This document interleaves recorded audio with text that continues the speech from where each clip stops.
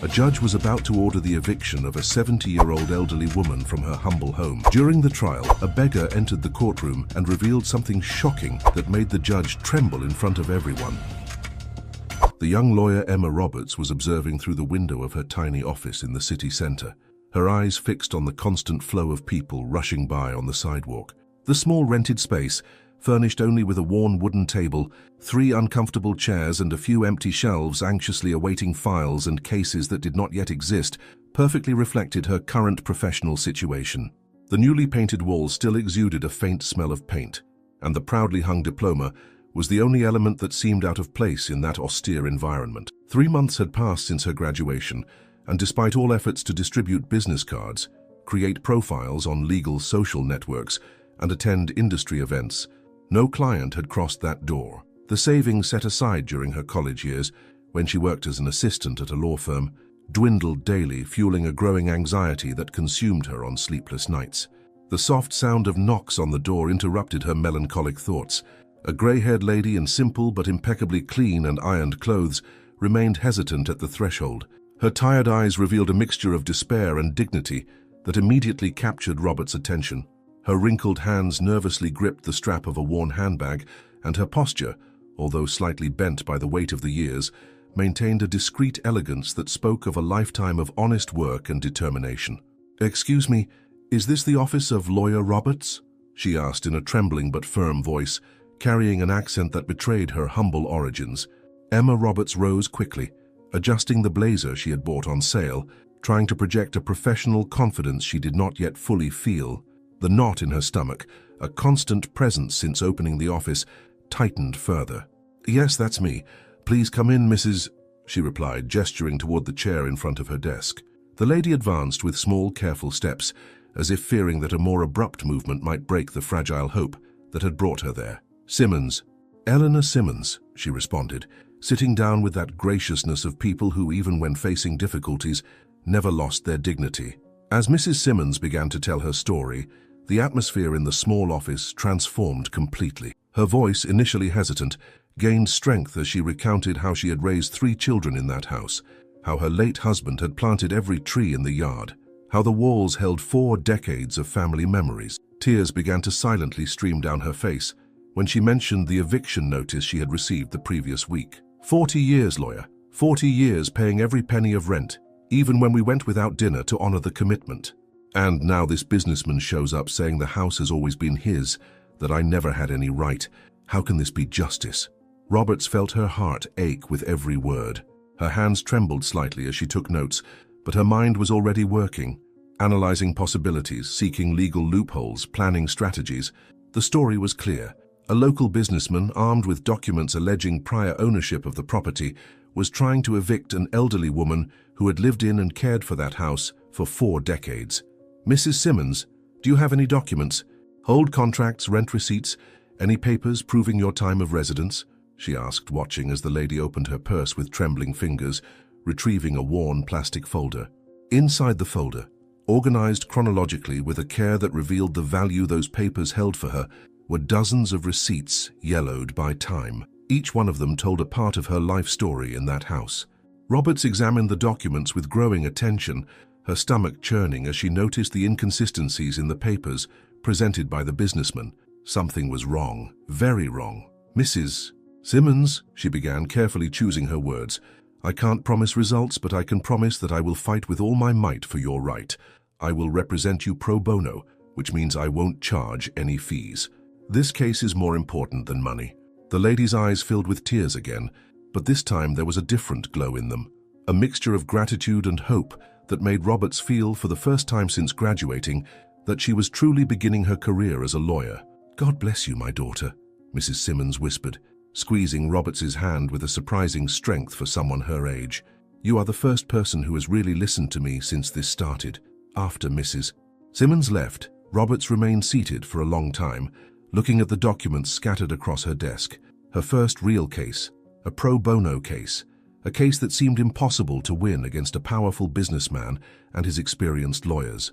But there was something about Mrs. Simmons' quiet dignity, about the glaring injustice of the situation, that kindled a flame of determination in her chest. There in that moment, Roberts made a silent promise to herself. No matter how difficult it was, she would find a way to do justice. This was not just a legal issue, it was a matter of humanity. The next morning, Roberts' small office was invaded by an imposing presence that seemed to suck all the oxygen out of the room. Businessman Miller, a tall man in an impeccable Italian suit, entered without knocking, followed by his lawyer carrying a black leather briefcase. The contrast between them and the simplicity of the office was glaring, as if they purposefully wanted to demonstrate the power chasm that existed in that situation. The businessman's expensive perfume mingled with the lingering smell of paint on the walls, creating a stifling atmosphere that made Roberts feel even more uncomfortable in her own space. The attorney for the businessman, a middle-aged man with golden-framed glasses and a smile that didn't reach his eyes, positioned himself in front of Roberts's desk with a posture that oozed arrogance. His movements were calculated and precise as he opened the leather briefcase, removing a series of meticulously organized documents. The businessman remained standing, his hands resting on the empty chair in front of him, as if the act of sitting down might diminish his authority. The silence that preceded the presentation of the documents weighed like lead in the broken air conditioning of the office. "Miss Roberts," the attorney began, his voice dripping with condescension, "we've brought something that will save your time and all of ours." He slid the documents across the desk with a studied motion, like a card player revealing his winning hand. Original deeds, property records, and complete documentation proving that the residence in question has always belonged to Mr. Miller. Your client never had any legal right to the property. The papers, printed on high-quality letterhead, seemed to scream their alleged legitimacy, each seal and signature an affront to Mrs. Simmons' 40-year history in that house. Roberts examined the documents with meticulous attention, her heart racing with each turned page. The dates, the signatures, the stamps, everything seemed perfectly in order at first glance, a feat of forgery so well executed that it would make any rookie lawyer doubt themselves. The businessman Miller watched her analysis with a satisfied smile on his lips, like a predator watching its prey realize it's cornered. "As you can see," he pronounced each word with surgical precision, "your client is a squatter. We're being generous by giving a deadline for the eviction." Mrs. Simmons's folder of documents, with its yellowed receipts and old contracts, seemed fragile and insignificant in the face of that display of legal and financial power. But something deep in Robert's mind screamed that there were inconsistencies in that story that was too perfect. The records presented were too impeccable, the dates aligned with mathematical precision, as if they had all been created at the same time, and not over decades as they claimed. "Interesting," she responded, keeping her voice steady despite the turmoil in her stomach, "especially considering I have here 40 years of rent receipts." The businessman let out a short, dry laugh, like paper being torn. "Receipts can be easily forged, miss. Your documents," he pointed disdainfully at the simple folder on the desk, "have no weight against official records. I suggest you advise your client to accept reality and vacate the premises peacefully." The attorney at his side nodded in silent agreement, his glasses reflecting the fluorescent light of the office like two empty, cold eyes. The temperature in the small office seemed to have dropped several degrees, but Roberts remained upright in her chair, refusing to show any sign of intimidation. "I appreciate the visit, gentlemen," she replied, her calm voice masking the fury growing in her chest, "but I prefer to trust the judicial system to determine the truth in this case." The businessman Miller narrowed his eyes, his expression hardening like concrete. "Suit yourself," he answered curtly, "but don't say we didn't try to be reasonable." With an abrupt gesture, he signaled to the attorney that it was time to leave. After they left, Roberts remained motionless for long minutes, his eyes fixed on the documents left on his desk.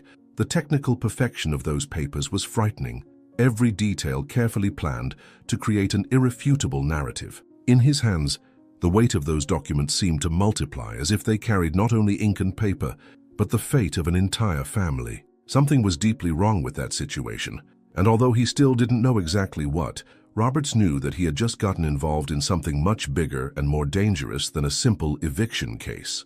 After the departure of businessman Richard Miller and his lawyer, Emma Roberts spent hours poring over the documents on her desk, meticulously comparing every detail between the records presented and Mrs. Eleanor's old receipts.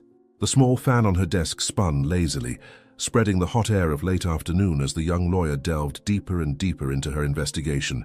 Her eyes burned from the effort of examining the tiny letters and numbers, searching for any clue, any inconsistency that could reveal the truth behind that inexplicable situation. The pile of post-its by her side grew with feverish notes about dates, names, and numbers that didn't seem to fit perfectly.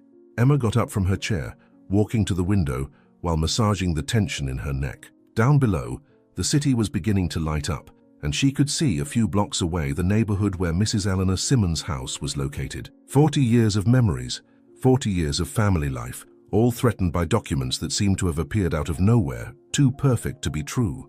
The lawyer Emma Roberts pressed her forehead against the cold glass, letting her mind wander through the details that troubled her. The uniformly aged ink on all the papers, as if they had been created at the same time. The signatures too old to have the same pen pressure. The perfectly aligned stamps on documents, supposedly processed decades apart. Returning to her desk, Emma picked up again the oldest contract presented by businessman Miller. Under the yellowish light of her lamp, she examined for the 10th time the letterhead paper, the type of font used, the document margins.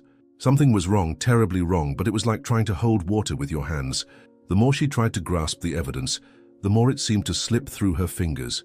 The young lawyer could feel in her bones that those documents were fake, but her instinct would not be enough in court. She needed concrete evidence, irrefutable proof that could unmask that elaborate fraud. In a moment of frustration, Emma pushed the papers aside and opened her laptop, beginning to research similar property dispute cases. The bluish screen illuminated her focused face as she navigated through legal precedents, searching for some guidance, some path she could follow. Her hands trembled slightly over the keyboard, not with fear but with a fierce determination that grew in her chest. The image of Mrs. Eleanor, with her eyes full of dignity and concern, did not leave her mind. How could she face that lady and say that she could not prove that she was being the victim of a fraud as obvious as it was cruel? When the clock struck 9 o'clock, Emma finally gathered her belongings, carefully storing all the documents in her briefcase. As she locked the office door, her mind continued to spin like an out-of-control carousel, reviewing every detail, every subtle inconsistency she had noticed. She had no evidence yet, but she was sure those documents were a meticulous fabrication, created to steal not only a property, but decades of family history. As she walked to the bus stop, Emma Roberts made a silent promise to herself. She would find a way to prove the truth, no matter how much it cost. For now, all she had were suspicions and intuitions, but something told her she was just beginning to scratch the surface of a fraud much bigger than she imagined. In the small living room of the house that had been her home for 4 decades, Mrs. Eleanor Simmons knelt before the makeshift altar in the corner of the wall. The golden light of late afternoon filtered through the lace curtains she had sewn herself years ago, casting delicate shadows over the family photographs arranged around the image of the Virgin of Guadalupe. Her wrinkled hands, marked by years of domestic work, trembled as she held the worn rosary that had belonged to her mother. Tears silently streamed down her face as her lips moved in whispered prayers, asking for strength and protection. The familiar scent of freshly brewed coffee mingled with the smell of lit candles, creating an atmosphere that had always represented comfort, but now seemed imbued with a deep and suffocating sadness. Every corner of that house held a precious memory. The marks on the wall that followed the children's growth, now covered by frames. The small backyard garden where her late husband used to grow tomatoes and peppers. The kitchen where she prepared countless family meals. Mrs. Eleanor stood up with difficulty, her joints protesting against the time spent kneeling, and walked to the window. The neighborhood had changed so much over the years, but her house remained a safe haven, a piece of her history that now threatened to slip through her fingers like water. "Virgencita," she murmured, pressing her hand against the window pane. "Don't let them take my house away. It's all I have. My whole life is here." Meanwhile, on the other side of the city, Emma Roberts worked tirelessly in her office, surrounded by documents scattered across her desk. The young lawyer had developed a meticulous system of analysis, marking each inconsistency with colored post-its. Her coffee had long gone cold, forgotten among piles of papers as she focused on every detail of the records. Under the bright light of her desk lamp, armed with a magnifying glass she had purchased especially for this case, Emma began to notice disturbing patterns in the signatures supposedly made decades apart. The letters maintained the same pressure, the same inclination, as if they had been written on the same day with the same pen, by the same hand trying to appear different. At Mrs. Eleanor's house, the elderly woman had sat down in her favorite rocking chair, the one where she had rocked her 3 sons and later her grandchildren. Her hands absent-mindedly caressed the worn fabric of the chair's arm as her eyes scanned the photographs on the wall. Each image told a story. The boy's first day of school, graduations, weddings, births of grandchildren. How could she pack all those memories into boxes? How could she abandon the walls that had witnessed so much laughter, so many tears, so many hugs? The weight of the possible loss pressed on her chest like a rock, making every breath a painful exercise in endurance. Back at the office, Emma discovered something even more alarming in the dates of the documents. Comparing the official stamps with a reference table she had obtained, she realized that the format used in some supposedly old documents had only been implemented in recent years. It was like finding a smartphone in a photograph from the 80s, a temporal impossibility that proved something was wrong. Her hands trembled with excitement as she made detailed notes, drawing diagrams that connected the inconsistencies like a spider's web, revealing the pattern of fraud. Mrs. Eleanor rose again, this time heading to the small altar. She lit another candle, her trembling hands making the flame dance, casting restless shadows on the walls. "God," she whispered, her voice choked with emotion. "I know the lawyer Emma is doing her best, but I need a miracle. This house is not just a roof and four walls. It is the heart of our family." The tears began to fall again, but there was a steely determination in her brown eyes. Even in her moment of greatest vulnerability, Mrs. Eleanor maintained the dignity she had cultivated over a lifetime of challenges. Emma now faced a particularly disturbing revelation. The signatures of the witnesses on the oldest documents belonged to people who, according to her preliminary research, were too young to have signed those papers on the indicated dates. It was as if the forger had used real names, but had not bothered to check the ages of the people at the time. The lawyer felt a chill run down her spine. She had found not just one, but several pieces of evidence that the documents presented by businessman Richard Miller were fraudulent. Now she needed to find a way to prove this irrefutably before the court. The courtroom was immersed in a tense silence when Emma Roberts rose to present her findings. The young lawyer could feel the weight of the gazes upon her. To her right, Mrs. Eleanor Simmons, sitting ramrod straight with her hands clasped in silent prayer. To her left, businessman Richard Miller and his lawyer Johnson, displaying barely disguised smirks of superiority. Judge Harrison, known for his impatience with novice lawyers, adjusted his gold-framed glasses and cast a bored look in her direction, as if every second spent on that case was a personal inconvenience. Emma carefully organized her documents on the lectern, her hands trembling slightly as she prepared to present the inconsistencies she had uncovered. The air conditioning was blowing too cold, making her mentally grateful for choosing to wear her heavier blazer, even if it meant sweating from nerves. "Your Honor," she began, her voice steadier than she felt inside, "I would like to present evidence of irregularities in the documents submitted by the opposing party." Judge Harrison leaned forward, his squinting eyes conveying more irritation than interest. Emma pressed on, determined. "The signatures on the documents show patterns inconsistent with their alleged dates of origin."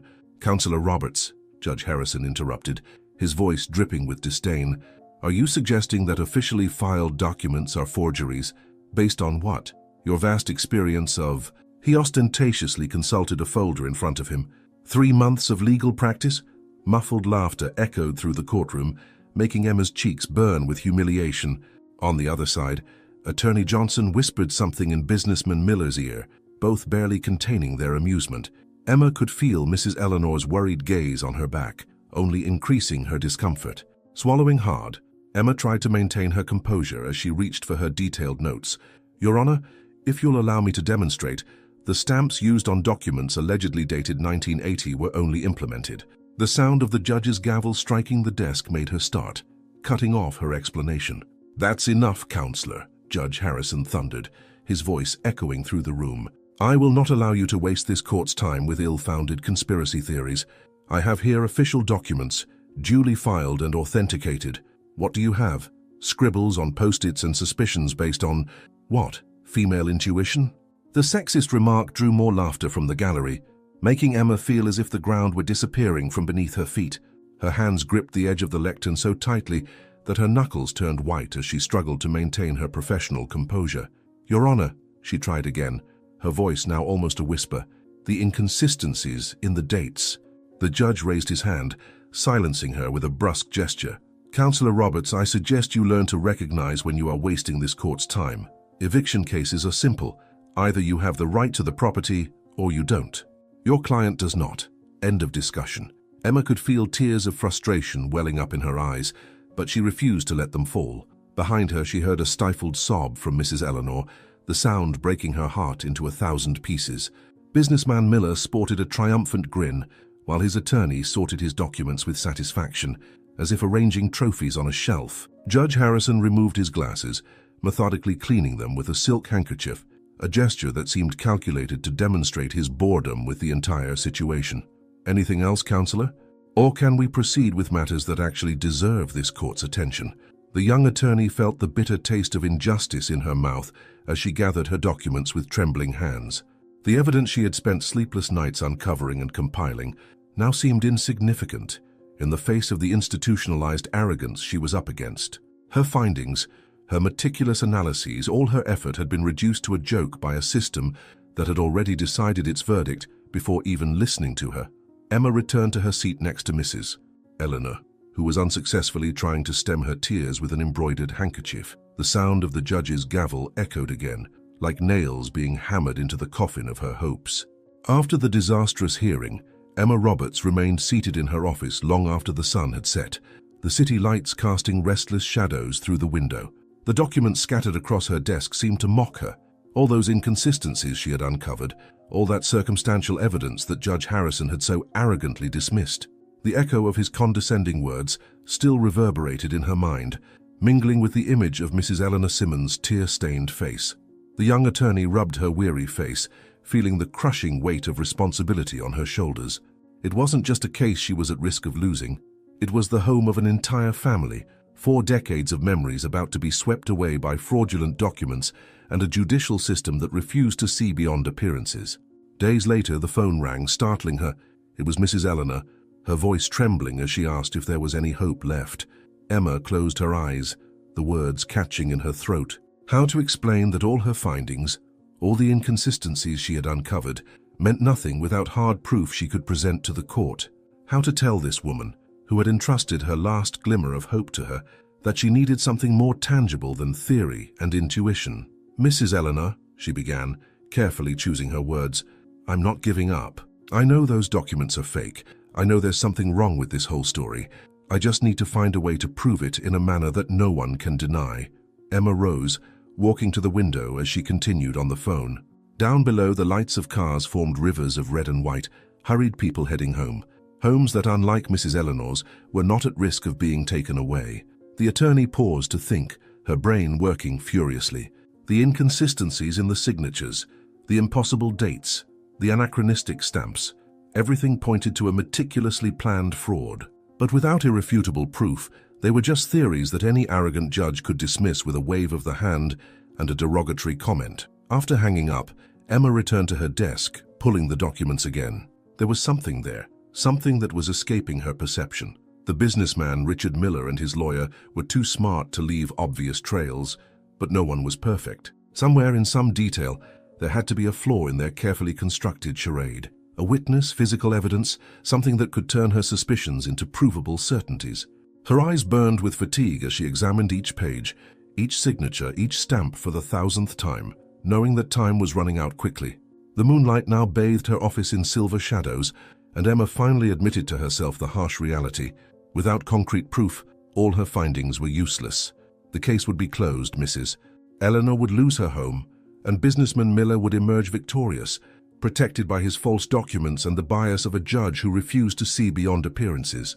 The young lawyer put the documents in her briefcase, her heart heavy with the responsibility of finding evidence that could change the course of that injustice. As she locked the office door, a steely determination grew in her chest. There was something there, a definitive proof waiting to be discovered, and she would find it, even if she had to turn the whole city upside down. Lawyer Johnson's luxurious office occupied the entire 20th floor of a mirrored skyscraper in the city's financial center. Emma Roberts was waiting in the reception area, her hands gripping the folder with the documents evidencing the irregularities. The contrast between this environment and her modest office could not be more glaring. Here, every piece of furniture, every work of art on the wall shouted power and influence. The young lawyer adjusted her posture on the Italian leather armchair, refusing to be intimidated by the environment or the condescending look of the receptionist watching her over her designer glasses. "Attorney Roberts," Lawyer Johnson's voice echoed through the reception area as he emerged from his office. What an unpleasant surprise. His smile did not reach the cold eyes behind the gold-framed glasses. "What do I owe the displeasure?" Emma stood up, keeping her chin raised as she followed the veteran lawyer into his office. "We need to discuss the irregularities in the Simmons case documents," she stated, her voice firm despite her racing heart.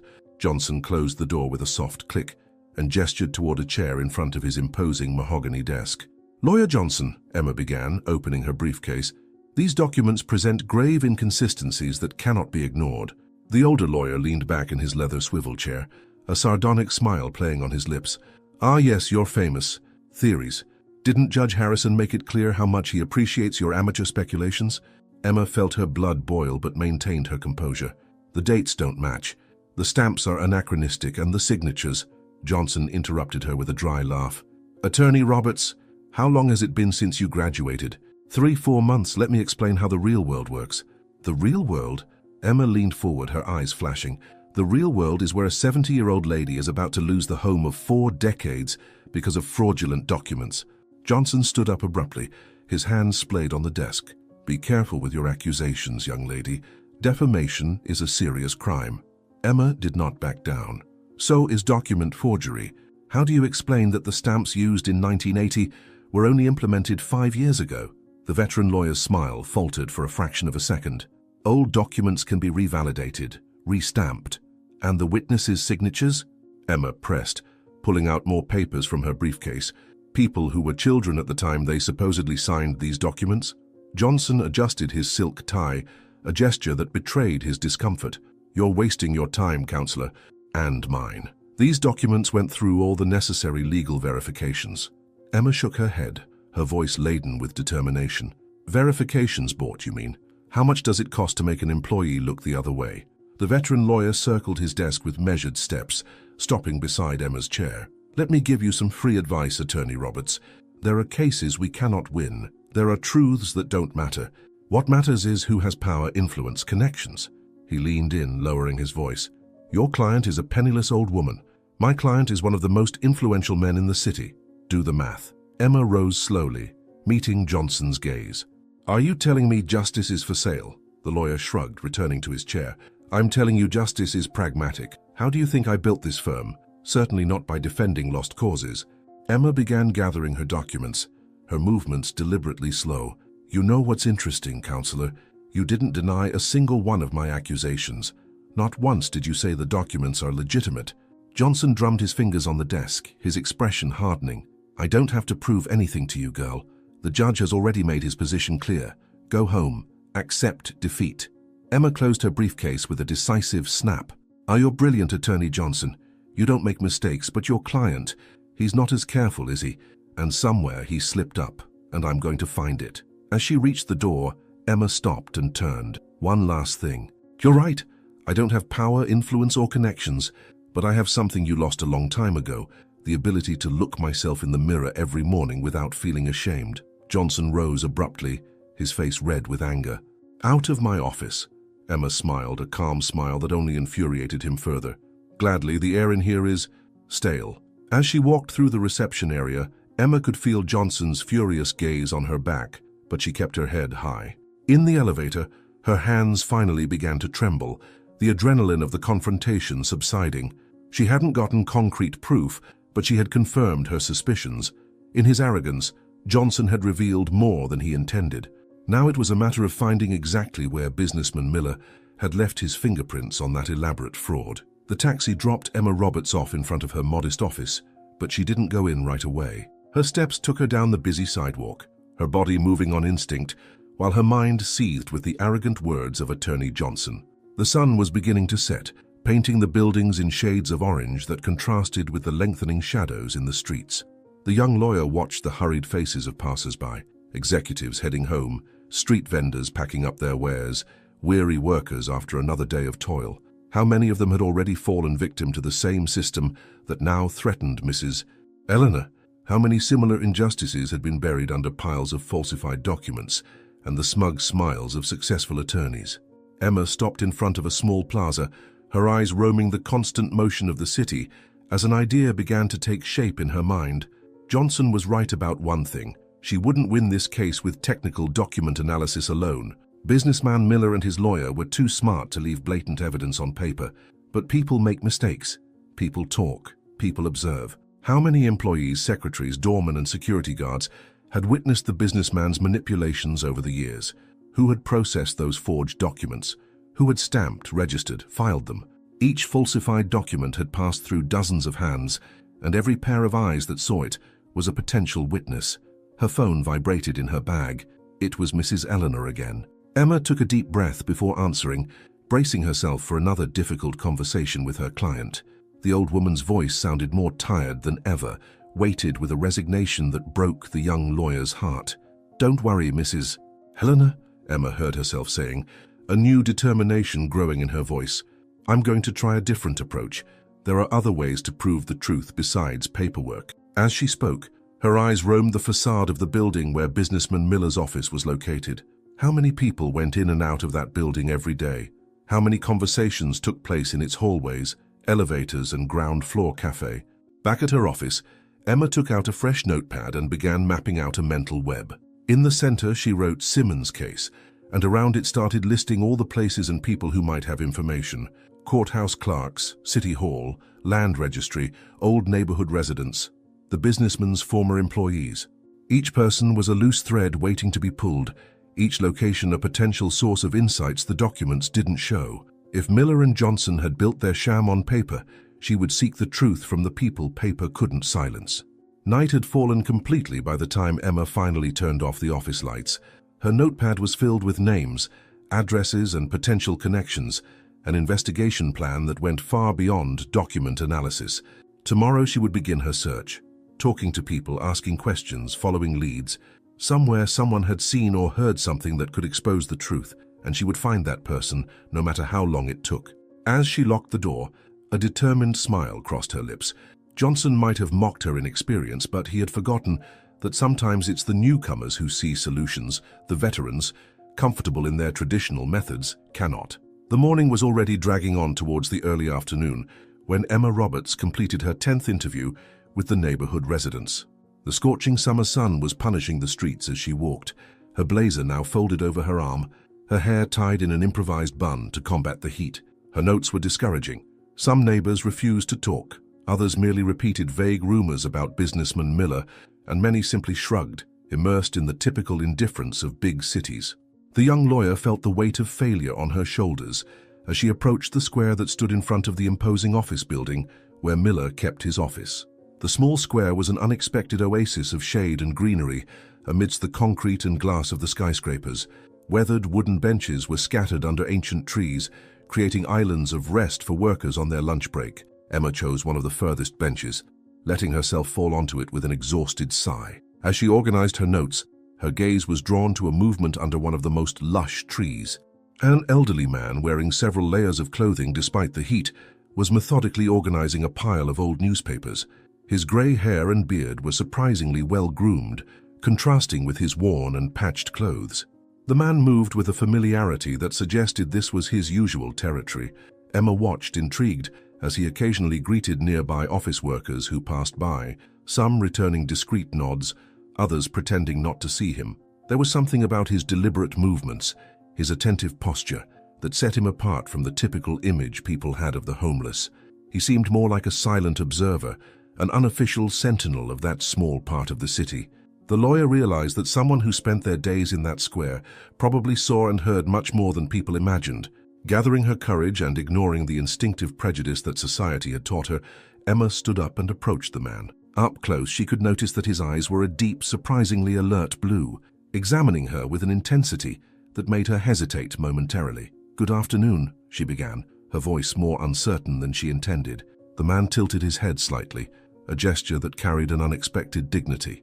"Mrs.," he responded, his voice hoarse but polite, with an accent that suggested a formal education in his distant past. Emma sat down on the ground near him, keeping a respectful distance. "Excuse me for bothering you, but have you been frequenting this square for a long time?" The man continued organizing his newspapers, but a small smile appeared beneath his graying beard. "Long enough to see 3 mayors inaugurate and re-inaugurate this same square," he replied, his tone carrying a gentle irony. "Long enough to see that building," he pointed to Miller's office building. "Change owners 3 times, always with the same people continuing inside." Emma's heart raced with that casual information. She observed the mirrored building that rose above them, its windows reflecting the sky like indifferent eyes. The man followed her gaze, something shifting in his expression. "Are you interested in that building?" Emma hesitated for a moment, weighing her words. "Actually, I'm interested in the people who work there, especially businessman Miller." The man paused his movements for an instant, his blue eyes growing distant, as if consulting old memories. "Ah, Don Miller," he murmured, resuming the organization of his belongings with slower movements now. "He always arrives at 9, never a minute later. Always the same driver, always the same black car. Always talking on the phone as if the world depended on his words." There was something in the way he described that routine, a familiarity that could only come from years of silent observation. Emma realized she had found something precious, an invisible witness someone society ignored, but who saw everything precisely because he was ignored. As the afternoon sun began its lazy descent in the sky, she prepared to listen more, her notepad forgotten in her lap, all her attention focused on the man who, unknowingly, could be the key to unraveling the whole case. Emma watched intently as the beggar adjusted his belongings, his hesitation evident in every deliberately slow movement. The afternoon sun cast restless shadows through the leaves of the sheltering tree, dancing across the aged man's face that now seemed lost in distant thoughts. His once direct blue eyes now avoided hers, as if weighing the consequences of what he was about to reveal.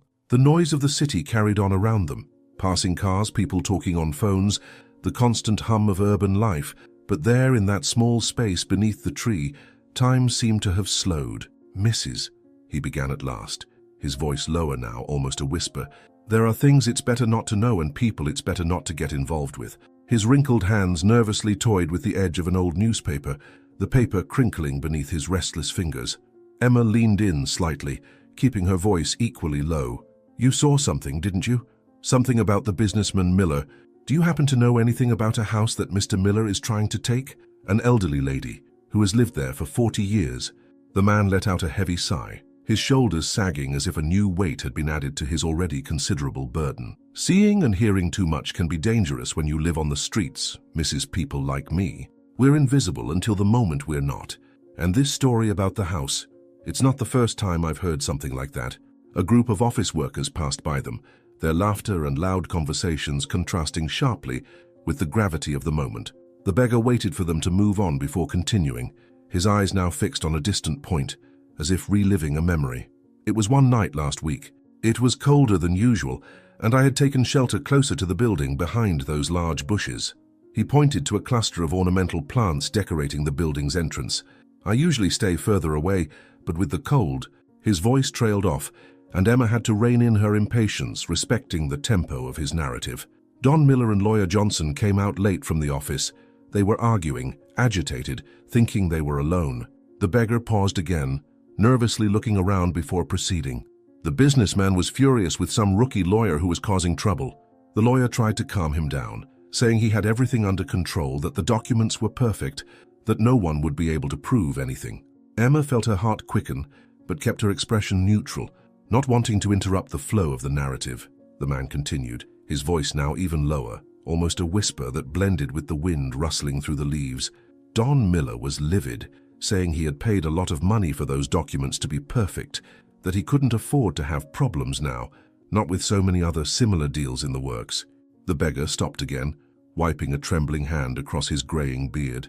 Lawyer Johnson assured him he knew people at the registry office, that he had connections in the court, that nothing could go wrong. But then he hesitated, looking directly into Emma's eyes for the first time since beginning his story.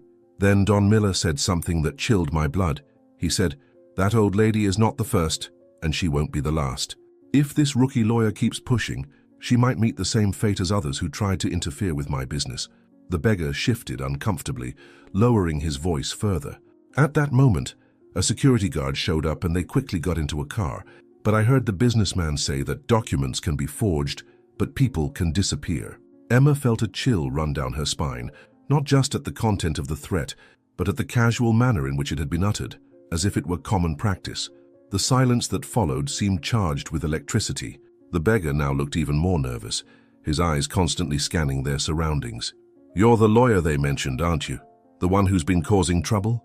Emma nodded slowly, her mind processing the implications of that revelation. The man gathered his belongings with agitated movements. "Then you need to be careful. People like Don Miller, they don't get where they are by being nice. And people like me, well, no one misses one more homeless person who disappears." Emma felt a knot form in her throat, both at the genuine concern in his voice and the sad truth of his words. "Why are you telling me this now?" she asked softly. The beggar stilled his movements, a sad smile playing on his lips. "Because yesterday I saw Mrs. Eleanor passing by here. She stopped at that bakery," he pointed to a small shop across the street, "and she was crying as she talked to the owner. She said something about losing the house where she raised her kids. And you know, Mrs. His eyes filled with deep emotion. "Before I lived on the streets, I had a house too. I had a family too. I know what it's like to lose everything. And maybe it's time someone did the right thing, even if it's dangerous." Emma leaned closer to the beggar, her heart pounding in her chest as he organized his thoughts. The man closed his eyes for a moment, as if visualizing the scene in his mind, his gnarled hands gripping the frayed edge of his coat nervously. The murmur of the city seemed to have faded around them, as if the universe itself held its breath to hear what he was about to reveal. When his clear blue eyes opened again, there was a crystalline certainty in them that made Emma hold her breath. "Don Miller was upset with Attorney Johnson because of the price of the forgery," he began, his voice taking on a different tone, as if reciting a long memorized text. "He said word for word, $50,000 for fake documents, and you can't even keep a freshly graduated lawyer away from the case. What else do I need to buy in this city to have peace? I've already bribed half the registry office, 3 city employees, and now you're telling me it might not be enough." The beggar paused, his eyes never leaving Emma's. And then he laughed, a cold laugh, the kind that makes your blood run cold, and added, "You know how much it cost to forge that deed from the 80s? More than the old lady earned in her entire life from rent. But it will be worth every penny when I demolish that entire block." The young lawyer felt her hands tremble as she quickly jotted down every word in her notebook, barely believing her luck at having found a witness with such precise memory. The beggar continued, his voice now almost a whisper. "Attorney Johnson tried to calm him down, saying he had everything under control, but Don Miller was beside himself. He banged on the car door and shouted, 'I don't care how much more it costs, buy whoever needs to be bought. That deed has to look more genuine than the Bible, do you understand? We already have interested buyers for the land, and I'm not going to let an old lady and her idealistic little lawyer ruin years of planning.'" Emma reread her notes, a sense of triumph growing in her chest. Those words were more than a confession. They were proof of the premeditation, the elaborate scheme of corruption and forgery that she had suspected from the beginning. The beggar watched her reaction with a mixture of apprehension and determination. "I've lived on the streets for a long time, miss," he said, his voice laden with a wisdom acquired on the city's harsh sidewalks. "I've learned to memorize things. When you have nothing, your memory becomes your only valuable possession. And these words, they will be etched in my mind until the day I die." The sun was beginning to set, casting long shadows across the square, but Emma barely noticed the passage of time. In her hands, in the words scribbled in her notebook, lay the key to unmasking Miller's entire criminal operation. This was not just the confession of a forgery. It was the admission of a much larger scheme involving bribery, systemic corruption, and a real estate plan that would likely affect many more people besides Mrs. Eleanor. Miller's final phrase about the deed needing to look more genuine than the Bible was the kind of statement only someone truly guilty would make, believing themselves safe in their impunity. The morning had barely begun when Emma Roberts was already circling the perimeter of the office building, her eyes scanning every corner for security cameras. The rising sun cast long shadows that danced across the mirrored glass walls as she mentally mapped every possible angle of surveillance. Her heart raced each time she identified a new camera. There were more than she had expected. 2 in the parking lot, 3 at the main entrance, several at the corners of the building, and most importantly, 1 pointing directly at the bushes where the homeless man had taken shelter on that fateful night. The possibility of a recording existing that could corroborate the homeless man's testimony made her hands tremble with anticipation. The young lawyer adjusted her blazer and entered the building with a confidence she didn't feel, heading straight for the reception desk. An impeccably dressed employee greeted her with a professional, empty smile. Good morning, I'm attorney Emma Roberts, and I need to speak with the person in charge of the building's security. Her fingers drummed nervously on the polished countertop as the receptionist made an internal call. The luxurious lobby around her felt suffocating with its cold marble and perfectly trimmed artificial plants, every element screaming power and inaccessibility. Emma could feel the security guard's eyes following her every move, as if they could guess her intentions. After several minutes of waiting that seemed an eternity, a middle-aged man wearing a security supervisor's uniform approached. His badge identified him as Peterson, and his countenance revealed the boredom of someone who had dealt with every kind of inconvenient request. Emma explained that she was conducting a legal investigation and needed to verify the recordings from the external cameras on a specific night the previous week. The supervisor crossed his arms, his expression hardening. "Miss, the security recordings are confidential. We need a court order to release any material." The attorney felt her stomach sink, but maintained the professional composure she had learned to cultivate. Emma retrieved an official document she had prepared from her folder, detailing her formal request. "I understand the security policy, Mr. Peterson, but this is a case involving possible document fraud and testimony of criminal activity on the premises of this building." Her words were carefully chosen to sound serious, without being threatening. The supervisor examined the document with an exasperating slowness, his eyes passing over each line. "Even so, Counselor, I need to consult our legal department. These are standard procedures I cannot ignore." Emma tasted the bitter flavor of frustration in her mouth, but nodded politely. Every minute of delay was an opportunity for evidence to be erased, if it hadn't been already. The supervisor disappeared through a side door, leaving Emma alone with her growing anxiety. She observed the movement of the lobby, hurried executives with their leather briefcases, employees carrying stacks of documents, security guards on their methodical rounds.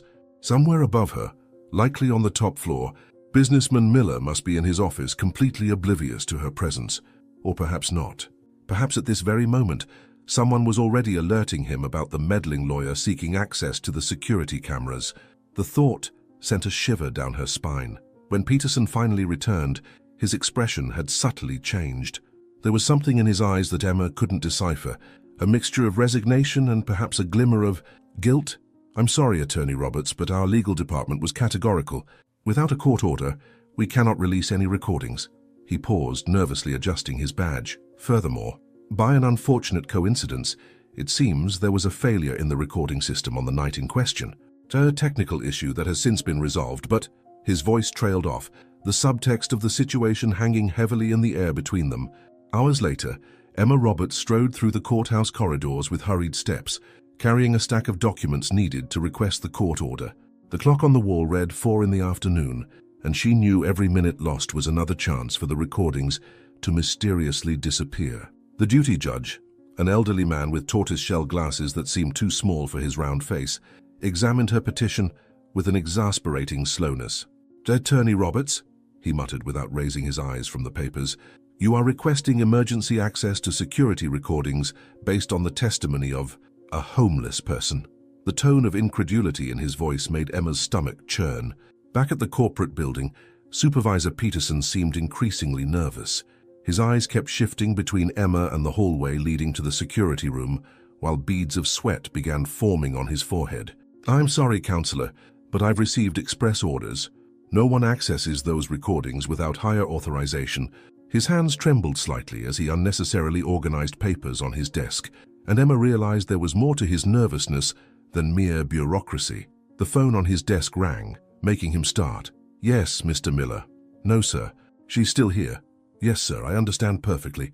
The young attorney watched the scene with growing frustration.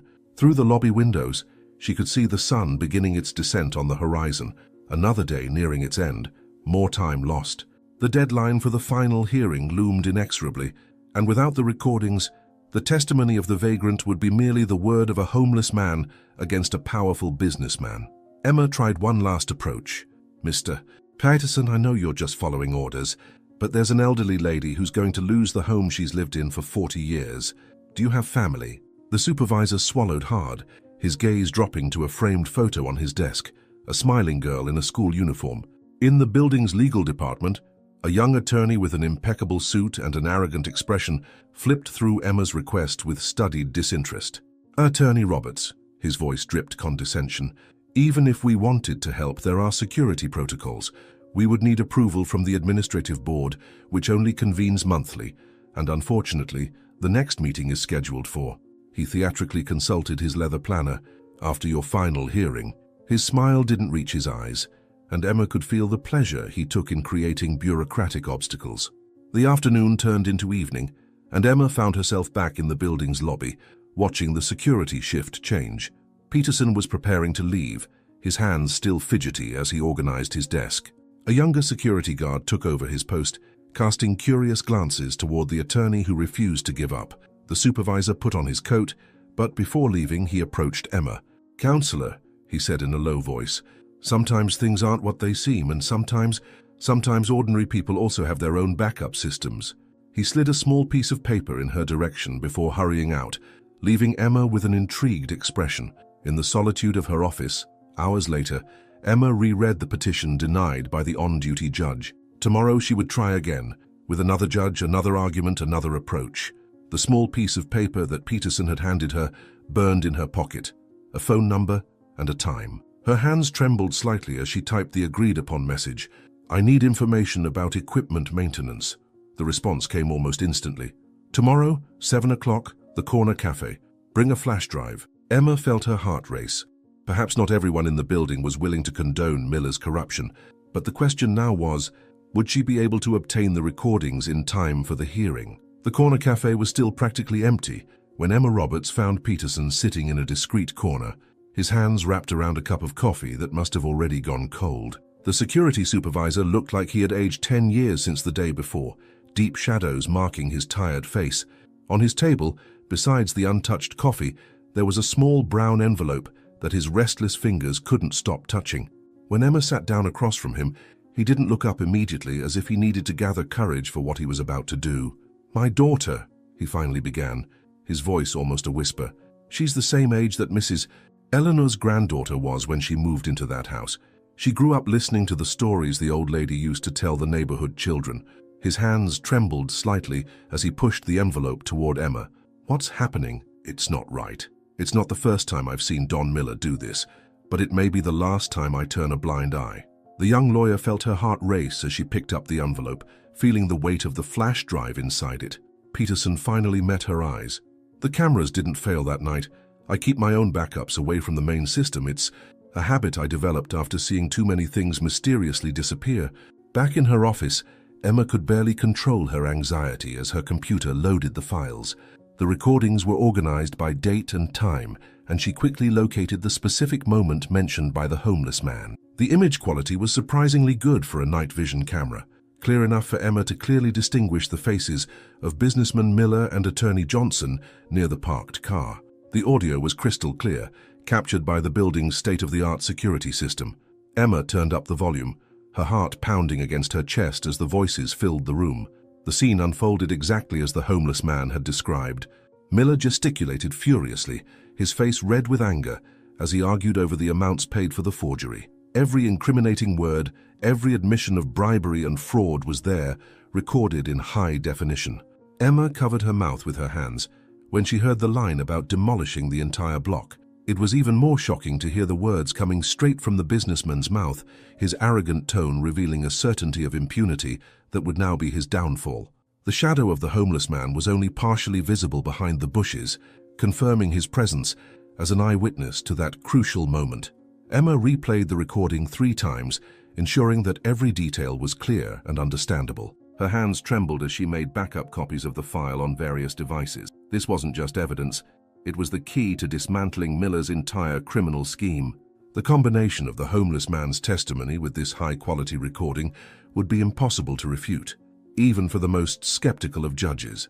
In her chest, a mixture of triumph and relief began to expand. She finally had in her hands the concrete proof she needed to save Mrs. Eleanor's house and expose the truth that Miller had worked so hard to hide. On the following day, in Mrs. Eleanor Simmons's modest kitchen, the aroma of freshly brewed coffee mingled with the familiar scent of homemade sweet bread, a combination that would normally bring comfort, but on that morning carried a weight of farewell. The elderly woman moved through the space with the familiarity of 4 decades, her fingers lightly brushing the worn tiles on the wall, as if trying to memorize every detail, every imperfection that told a different story of her life in that house. Emma Roberts observed the scene from the kitchen table, her heart tight, as she noticed how her client occasionally paused to wipe away furtive tears with the edge of her apron. "You know, attorney," began Mrs. Eleanor as she served coffee in old cups with gold-trimmed edges already faded by time. "These cups were a wedding present from my mother-in-law. She used to say that coffee served in a pretty cup tastes different." Her hands trembled slightly as she placed the cup in front of Emma, the dark liquid dangerously close to the rim. "I've kept every little thing in this house as if it were a treasure. Every mark on the wall, every scratch on the floor. They're like pages from the book of my life." The lady sat heavily in the chair across from the attorney, her back bent by the weight of worries that seemed to grow with each passing day. Emma held the cup between her hands, feeling the warmth of the coffee through the fine porcelain, searching for the right words for that moment. In her briefcase, the flash drive with the recordings and all the evidence seemed to burn, begging to be revealed. But she knew she needed to keep the element of surprise for the trial. The fewer people who knew about the existence of that evidence, the less chance Miller would try something to prevent it from coming to light. "Mrs. Eleanor," she began, carefully choosing her words, "I know these last few months have been a nightmare for you. I know every day has been a battle against fear and uncertainty." The elderly woman nodded silently, her hands clasped on the table as if in prayer. "Tomorrow," Emma continued, leaning forward intently, "when we're in court, I want you to keep your head held high. No matter what happens, no matter what is said, I need you to keep your faith, not just in God, but in justice too." Mrs. Eleanor raised her eyes, meeting the determined gaze of the young attorney. "But attorney, the judge, he never believed anything we presented. How can we have hope?" Emma stood up, walking to the kitchen window that overlooked the small backyard. The trees that Mrs. Eleanor's late husband had planted decades ago now offered generous shade, their leaves swaying gently in the morning breeze. "You cultivated more than memories in this house, Mrs. Eleanor. You cultivated truth, love, family. And the truth, like these trees, has deep roots. It may take time to come to the surface, but when it does," she turned to her client, a confident smile on her lips, "trust me, tomorrow will be different." The elderly woman took a deep breath, as if trying to absorb strength from Emma's words. "You know, my daughter," she said, rising to embrace the attorney, "from the very first day when I saw you in that tiny little office, I felt that God had placed an angel in my path. Not because you were a lawyer, but because you had a heart that listens." Emma returned the embrace, feeling the subtle scent of lavender that always accompanied Mrs. Eleanor, fighting against the lump forming in her throat.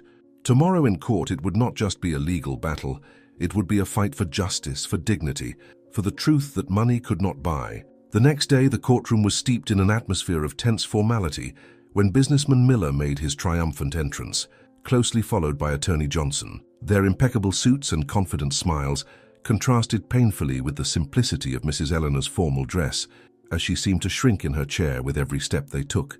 Emma Roberts could feel the arrogance emanating from them as they settled into their places, exchanging glances and whispers like players who already knew they held the winning cards. The businessman occasionally cast disdainful looks towards the elderly woman, as if she were merely a temporary inconvenience in his grand real estate plans. Judge Harrison entered the chamber with his typical poorly concealed bored expression, his gold-rimmed glasses reflecting the fluorescent lights as he settled into his chair. His eyes briefly scanned those present, lingering for a moment on Emma with a mixture of irritation and condescension.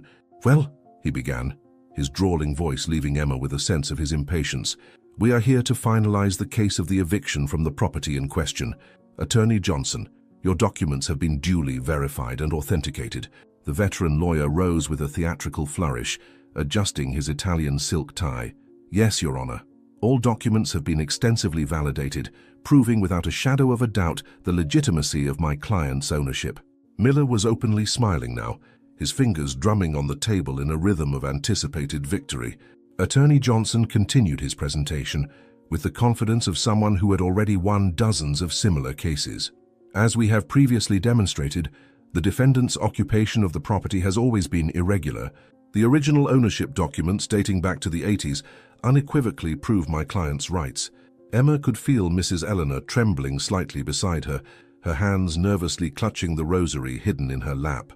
The judge nodded absent-mindedly, flipping through the documents with evident disinterest, as if the decision had already been made, and this hearing was a mere formality. "Attorney Roberts," Judge Harrison addressed Emma with an exasperated sigh. "I presume you still insist on contesting these official documents with your theories?" The tone of his voice made it clear that he considered it a waste of time.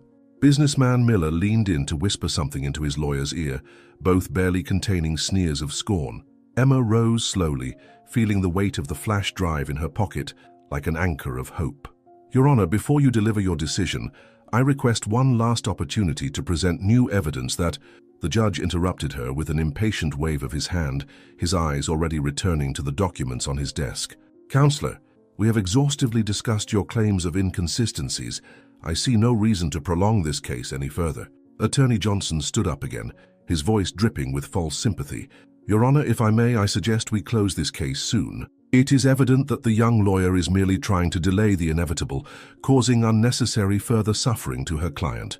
Miller nodded vigorously, his grin now bared as he looked directly at Mrs. Eleanor, as if already savoring the moment of evicting her from her home. The judge began organizing his papers, preparing to deliver his final decision. "Well, considering that all the documents are in order and there is no concrete evidence to contest their validity." Emma felt her blood pulsing at her temples, the decisive moment approaching rapidly. To her right, Mrs. Eleanor had closed her eyes, her lips moving in silent prayer. To her left, businessman Miller and Attorney Johnson were already exchanging discreet handshakes, as if celebrating their victory in advance. The judge cleared his throat, preparing to announce his decision. This court, after a detailed analysis of the documents presented, Emma knew it was now or never. Her hands trembled slightly as she reached for her briefcase, but her voice came out firm as she stood up one last time. "Your Honor, I urge you to grant me just 5 minutes. What I have to present will completely change your perception of this case." Judge Harrison removed his glasses with an impatient gesture, regarding Emma Roberts with a mixture of irritation and reluctant curiosity. The silence in the courtroom became thick, heavy with expectation and tension, as the young lawyer opened her briefcase with deliberately slow movements. Across the room, businessman Miller exchanged an amused look with Attorney Johnson, as if this last desperate effort from the inexperienced lawyer was an unexpected source of entertainment on a day they already considered one. Mrs. Eleanor, still clutching her rosary beads tightly, raised her eyes for the first time since the start of the session, a spark of hope beginning to shine in her tired gaze. Emma retrieved a flash drive from her briefcase, the small device gleaming under the courtroom's fluorescent lights like a golden key to salvation. "Your Honor," Emma's voice rang clear and firm, echoing off the walls of the chamber, "I request permission to present audiovisual evidence." The smile on businessman Miller's face faltered slightly, a shadow of concern crossing his features before he could control it. Attorney Johnson adjusted his tie, a nervous gesture betraying his apparent calm. The judge sighed deeply, but motioned for the court officer to prepare the projection equipment. As the officer connected the flash drive to the courtroom's audio-visual system, Emma observed the reactions around her closely. Mrs. Eleanor had straightened in her chair, her hands now clasped in her lap in silent prayer. Businessman Miller maintained his arrogant posture, but his eyes could not hide a growing unease. Attorney Johnson was frantically flipping through his documents, as if searching for a legal objection that could prevent this unexpected presentation. The judge, despite his ostensible boredom, had leaned slightly forward in his chair, his curiosity finally piqued. Emma walked to the center of the room, her bearing radiating a confidence that made businessman Miller shift uncomfortably in his seat. "What I'm about to show," she announced, her voice carrying a weight of certainty that made everyone present hold their breath, "are not theories or speculations. They are concrete and irrefutable proof of the truth they tried to bury under piles of falsified documents." Attorney Johnson abruptly stood up, his face beginning to show signs of panic. "Your Honor, I object. We were not notified about new evidence." The judge, however, had already raised his hand, silencing him, his eyes, previously bored, now fixed intently on the projection screen that was beginning to light up. The young lawyer positioned herself strategically so that she could observe both the screen and the reactions of Miller and his lawyer. The businessman had completely lost his previous arrogance, his face visibly paling as the video began to load. Emma allowed herself a small smile, knowing that in the next few minutes all the truth she had fought so hard to prove would finally be revealed. The courtroom was about to witness something that would not only change Mrs. Eleanor's fate, but also expose the true face of the corruption that had been hiding for so long behind confident smiles and forged documents. The silence in the courtroom was broken by the clear sound of voices coming from the video projected on the screen. The quality of the recording was impressive. The security cameras of the building had captured every detail of the night scene with crystal clarity. Businessman Miller and Attorney Johnson appeared perfectly visible, their figures illuminated by the light of the plaza's lampposts as they discussed near the parked car. The date and time stamped in the lower corner of the screen left no doubt about the authenticity of the moment. Miller, sitting in his chair in the courtroom, watched the scene with growing horror, his face losing color with every word his recorded self uttered. Emma Roberts remained standing, observing the reactions as the video continued. The incriminating words echoed through the room. $50,000 for fake documents. Miller's recorded voice sounded clear and unmistakable, each syllable a confession of his guilt. Attorney Johnson had sunk into his chair, his arrogant posture completely undone, as the recording mercilessly exposed the extent of his involvement in the fraudulent scheme. Mrs. Eleanor covered her mouth with her hands, silent tears streaming down her face as the truth she had always known finally came to light. When the video ended, Emma wasted no time allowing the initial shock to dissipate. "Your Honor," she announced, her voice firm and clear, "in addition to this video evidence, I would like to call a witness who personally witnessed this conversation." Judge Harrison, who had watched the recording with an expression of growing indignation, made an affirmative gesture. Emma walked to the courtroom door and opened it, revealing a figure that made everyone present straighten in their seats with surprise. The homeless man who lived in the plaza entered the room. His blue eyes shone with an intensity that captured everyone's attention. Businessman Miller rose abruptly, his face now red with anger and desperation. "This is an outrage. The word of a homeless man against mine?" Emma remained calm, guiding her witness to the appropriate spot. "Your Honor, allow me to introduce Mr. Michael Whitaker. Before living on the streets, he was a literature professor for 30 years, known for his extraordinary memory." There the homeless man, now Mr. Whitaker, maintained his dignity as he positioned himself before the court, his eyes briefly meeting Mrs. Eleanor's with a gentle smile of solidarity. "Mr. Whitaker," Emma began, "could you please repeat to the court exactly what you heard that night?" The man nodded, closing his eyes for a moment to concentrate. When he opened them again, his voice sounded clear and educated, carrying the refinement of his former profession. "It was exactly as shown in the video, Your Honor. I was sheltered behind the bushes due to the cold of the night." Businessman Miller was furious about the price of the falsified documents, complaining that he had paid $50,000 for papers that a rookie lawyer was managing to question. Miller tried to interrupt, but the judge silenced him with a stern look. Emma watched with satisfaction as every word from Mr. Whitaker perfectly confirmed what had been shown in the video. The witness continued, his precise memory bringing forth every detail of the incriminating conversation. Attorney Johnson had completely given up on maintaining appearances, his face buried in his hands as his client was exposed. Mrs. Eleanor, who had initially shown surprise at seeing the homeless man she occasionally greeted on the street, now as a key witness, smiled through her tears, her hands clutching the rosary in a prayer of gratitude. Attorney Johnson abruptly rose from his chair, his years of courtroom experience emerging in one last desperate effort to save his case. His face had regained some of its professional composure, but his eyes betrayed the panic he tried to hide. "Your Honor," his voice echoed through the room with studied authority, "we cannot accept the testimony of a homeless person as valid evidence in a court of justice." He gestured dramatically towards Mr. Whitaker, as if his mere presence was an affront to the dignity of the court. "This man has no fixed residence, no updated documents, no social credibility. How can we trust the word of someone who lives on the fringes of society?" Businessman Miller, regaining some of his previous arrogance, seized his lawyer's cue. "This is ridiculous," he exploded, his voice dripping with contempt. "First, this inexperienced lawyer questions official documents. Now she brings a homeless man to try to tarnish my reputation." He adjusted his silk tie with slightly trembling fingers, continuing his onslaught. How many bottles of booze did this man consume that night? How can someone in his condition have such a convenient memory? The comment provoked murmurs throughout the room, some of indignation, others of reluctant agreement with the argument presented. Mr. Whitaker remained impassive in the face of the accusations, his upright posture carrying a dignity that contrasted sharply with the attempts at humiliation. Emma Roberts watched the scene with calculated attention, waiting for the exact moment to intervene.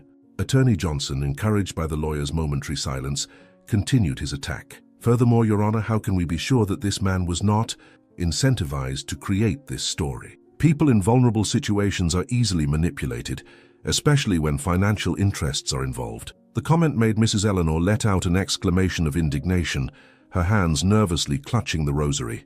It was at this moment that Mr. Whittaker raised his voice, surprising everyone with his calm and articulation. Your Honor, if you'll allow me. The judge, who had been following the clash with increasing interest, made an affirmative gesture. The professor then stood up, his blue eyes fixed on the businessman Miller, who involuntarily took a step back. You question my credibility, but allow me to repeat, word for word, what I said that night. His voice assumed a different tone, a precision that silenced the room.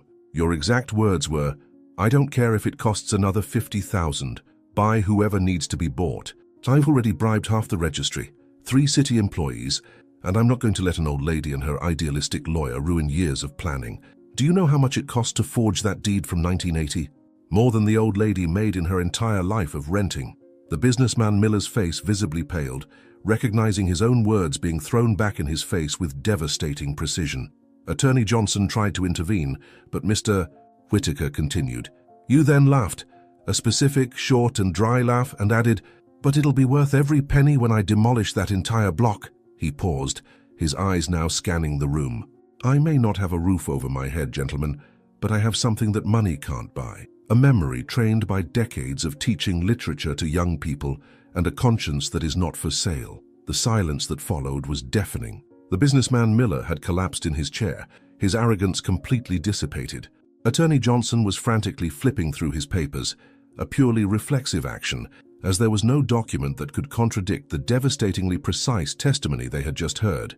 Emma remained silent, allowing the impact of her witness's words to resonate through the courtroom.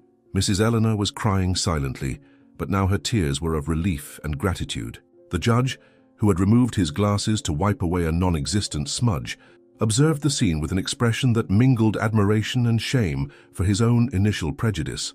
The businessman Miller remained motionless in his chair, his entire empire of arrogance crumbling before his eyes. The color had completely drained from his face, turning his skin into a deathly mask under the fluorescent lights of the courtroom. Beads of sweat were beginning to form on his forehead, while his fingers, once firm and authoritative, visibly trembled as they tried to loosen the knot of his Italian silk tie that now seemed to choke him. His eyes, once overflowing with confidence and disdain, now wandered nervously around the room, like a cornered animal seeking a non-existent escape route. Attorney Johnson watched his client with a mixture of resignation and professional despair, recognizing the signs of a man who had lost not only a case, but his entire facade of respectability. The veteran lawyer had witnessed countless defeats in his career, but never one so spectacular and irrefutable.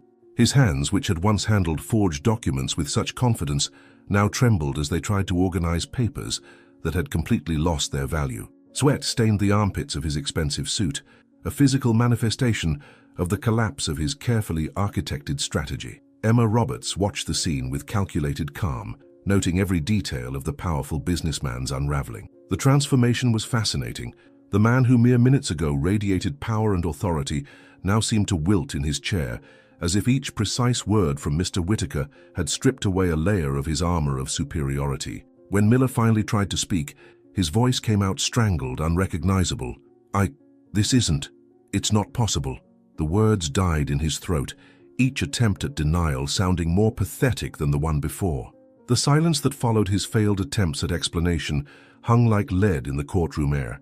The exact moment when Miller realized he was truly cornered was etched into the memory of everyone present. It was when his eyes, in one final flash of desperation, met those of Attorney Johnson, seeking some kind of legal salvation, only to find the same panic reflected in his lawyer's face.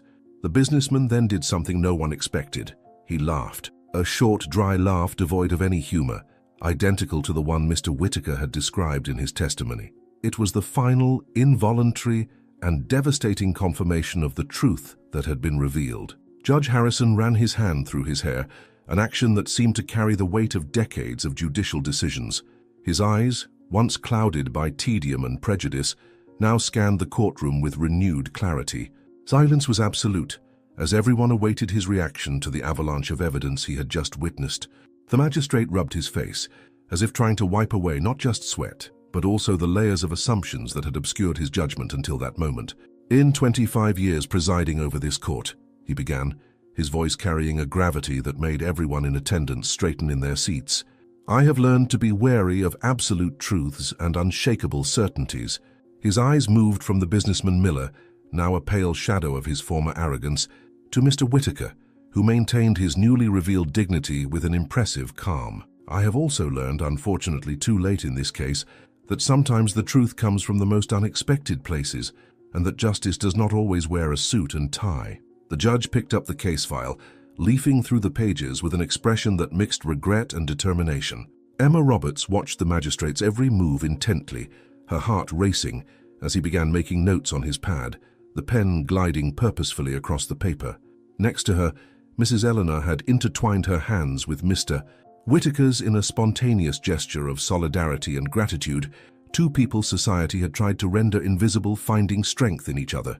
The judge raised his eyes from his notes, his gaze now fixed on the businessman Miller. "The documents you presented to this court are, without a doubt, impressive in their fabrication. The attention to detail, the stamps, the signatures, all executed with a precision that, I admit, initially convinced me." The magistrate rose, something he rarely did during sessions, and began pacing slowly across the elevated area of his station. "But you know what is more impressive than perfectly forged documents, Mr. Miller?" He paused, his eyes sweeping the room before continuing. "The accuracy with which a man society chose to ignore managed to expose the truth you so carefully tried to conceal. Mr.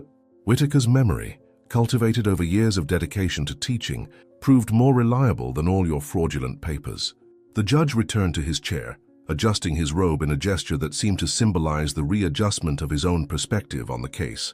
"Attorney Roberts," he addressed Emma with a respect that had not been present in their earlier interactions, "you have demonstrated today not only exceptional legal competence, but also a profound understanding that true justice transcends appearances and prejudices." His words made Mrs. Eleanor release a stifled sob of emotion, while Attorney Johnson sank even deeper into his chair, his defeat now complete and irrefutable. The judge picked up his gavel, the ultimate symbol of his authority, holding it with a new awareness of its power and responsibility. "This court," he declared, his voice resonating with renewed authority, "will not be an accomplice to such an elaborate and cruel fraud. The truth, long suffocated under piles of false documents, has finally come to light, brought not by power or influence, but by those our society tried to render invisible." Attorney Johnson rose abruptly, knocking over his briefcase in the process. Papers scattered across the courtroom floor, but he didn't even notice, his mind working frantically to find some legal argument that could salvage the situation. "Your Honor," his voice wavered slightly before finding its professional tone, "I move to have that recording disregarded. It was obtained without judicial authorization, violating proper legal procedures for evidence collection. It is inadmissible in court." His words rang hollow even to his own ears, one last desperate attempt from a man who had always known exactly how to manipulate the system in his favor. The businessman Miller, regaining some of his composure, joined his lawyer's attempt. He rose with a nervous energy, his face alternating between flushed with anger and pale with fear. "This is a conspiracy," he bellowed, pointing an accusing finger at Emma and then at Mr. Whitaker. "This inexperienced lawyer and this homeless man have rigged the whole thing. They probably edited the recording, tampered with the audio. I demand an independent forensic examination." His voice echoed through the courtroom with a tone of barely contained hysteria, sweat beading on his forehead and staining the collar of his Italian shirt. Lawyer Johnson, realizing that his client was losing control, tried a different approach. "Your Honor," he began, adjusting his tie with trembling fingers, "even if we accept the authenticity of this recording, which has not yet been proven, we must consider the broader context.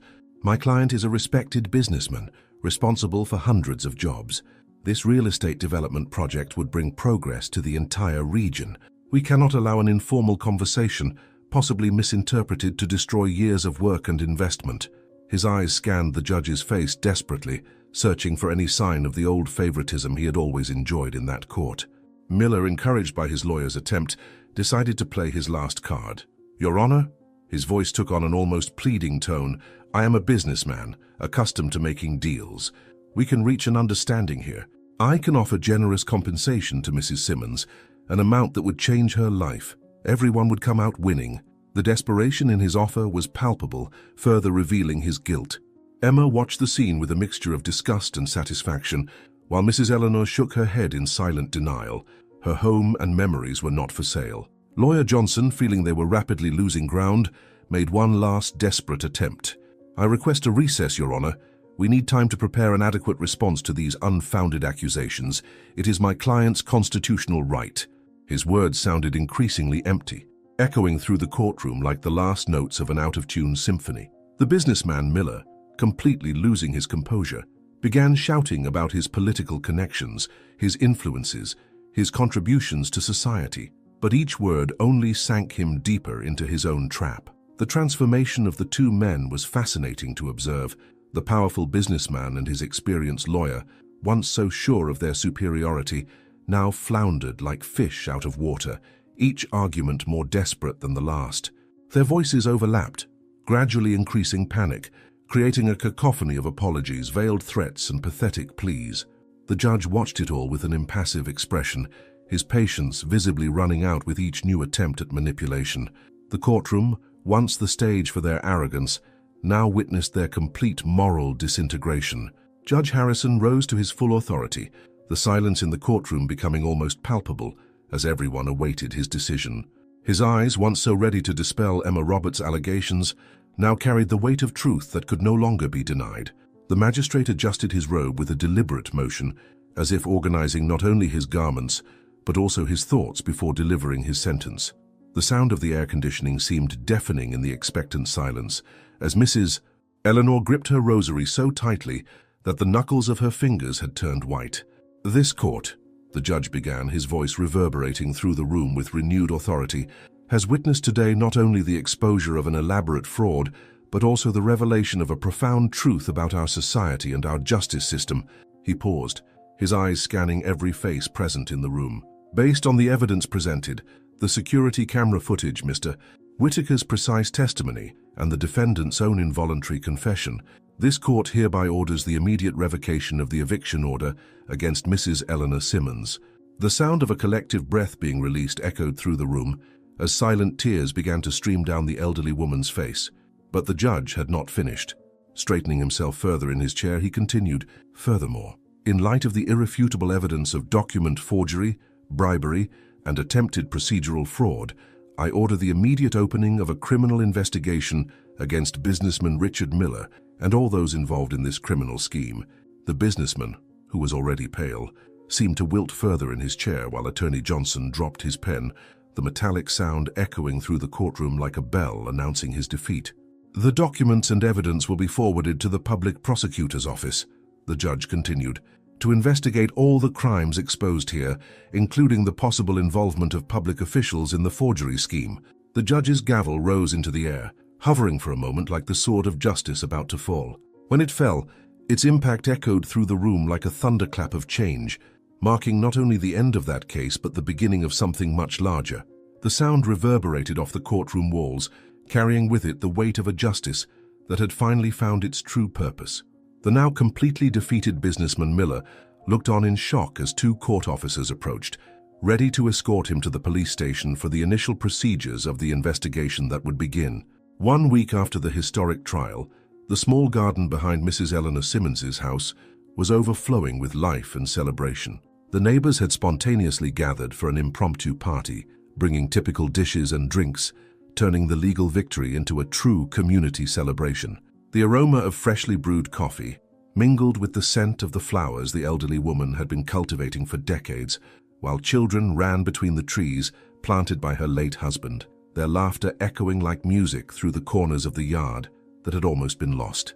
Mrs. Eleanor moved among the guests with renewed energy, her eyes shining with tears of happiness each time someone hugged her and expressed their joy that she had kept her home. In the center of the garden, sitting in a comfortable chair specially reserved for him, was Mr. Whitaker, now clean and well-dressed, but maintaining the same serene dignity he had shown in court. The neighbors took turns bringing him food and drink, treating him not as the homeless man they used to ignore, but as the hero who had helped expose the truth. His hands, once calloused from life on the streets, now held a cup of the same antique porcelain that Mrs. Eleanor reserved for special occasions. The teacher occasionally shared excerpts of poems with the curious children who gathered around him, his educated voice and vast literary knowledge finally finding an appreciative audience. Emma Roberts watched the scene leaning against one of the yard's trees, her heart overflowing with emotion at seeing how a single legal victory had transformed so many lives. Her phone wouldn't stop ringing with calls from other neighborhood residents facing similar situations, and her once empty little office could now barely accommodate the number of people seeking her help. The case had gone viral on social media, and local newspapers published articles highlighting how a novice lawyer had dismantled a real estate fraud scheme with the unlikely help of a homeless man. More important than the sudden fame, however, was the respect she now received from other legal professionals who were always congratulating her on her handling of the case. The most remarkable transformation, however, was Mr. Whitaker's. The exposure of the case had drawn the attention of a local university, which offered him a visiting professorship in literature, recognizing that his extraordinary knowledge and memory should not be wasted. An online campaign, spontaneously started by law students who followed the case, had raised enough funds to ensure that he had a place to live and could restart his life with dignity. The former homeless man was now preparing to return to the classroom, no longer as an invisible figure on the streets, but as a respected educator who had proven that truth can come from the most unexpected sources. Mrs. Eleanor approached Emma with a plate of homemade sweets, her expression radiant as she observed the celebration in her yard. "You know, my child," she began, her voice choked with emotion, "when all this began, I thought I was alone fighting against giants. But God put two angels in my path, a lawyer who saw beyond appearances, and a professor that society had forgotten, but who never lost his dignity." The two women watched as Mr. Whitaker animatedly explained to a group of children the importance of memory and literature, his face illuminated by the pleasure of teaching again. During the celebration in Mrs. Eleanor's garden, an unexpected figure appeared at the gate, Judge Harrison without his formal robe, wearing casual clothes that made him look surprisingly human. His demeanor, once always laden with arrogance and boredom, now displayed an unusual humility as he awaited permission to enter. Emma Roberts, who was chatting with some guests, felt her heart race as she recognized the magistrate who had so belittled her during the trial. The neighbors respectfully parted, creating a silent corridor between the judge and the young lawyer. Judge Harrison slowly walked through the garden, his eyes taking in every detail of the scene, the ancient trees that had almost been lost, the carefree playing children, Mr. Whitaker being treated with the dignity he had always deserved. When he reached Emma, he removed his famous golden glasses, as if he wanted to face her without any barriers. "Attorney Roberts," he began, his voice carrying a weight of regret and admiration, "I have come personally to tell you something I should have realized from the beginning. You are exactly the kind of lawyer our judicial system desperately needs." Emma watched the transformation on the man's face, who had previously ridiculed her in open court. His eyes, which used to display nothing but disdain for rookie lawyers, now shone with genuine respect. "I confess," he continued, "that I made the mistake that so many of us veterans of the judiciary make. I judged based on prejudice, not facts. You have not only proven your worth as a professional, but also taught me a valuable lesson about seeing beyond appearances." The judge paused, watching Mr. Whitaker interacting with the children. "Just as I learned not to judge a lawyer by her years of experience, I also learned that the truth can come from the voices our society tries to silence." The young lawyer felt a wave of emotion as she realized the judge's transformation was genuine. It wasn't just a change of opinion about her, but a true revolution in his way of seeing the world and justice.